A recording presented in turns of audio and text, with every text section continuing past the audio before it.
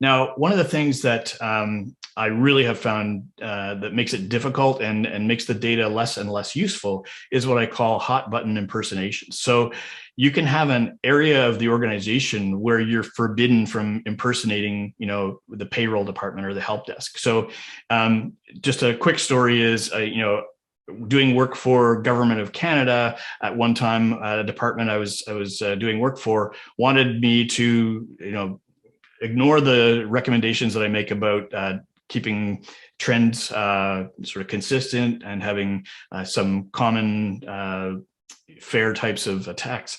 And they said, come up with something more difficult that will cause a high click rate, and then we can use that for PR. And I guess that's fair as long as you don't consider that to be something that's in part of your trend.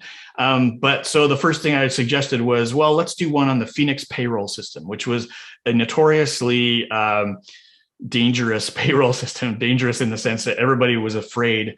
Whenever you saw a notice about Phoenix, if it affected you, it meant you might not be getting paid this month. There were just so many bugs in the system. So as soon as I proposed a message that, invoked Phoenix, they said, oh, no, you can't send anything from that. It'll overwhelm the payroll group. And you can see where this is going, right? So you can't overwhelm the help desk because they have operational things, and if they get overwhelmed, then that's going to hit our productivity and obligations.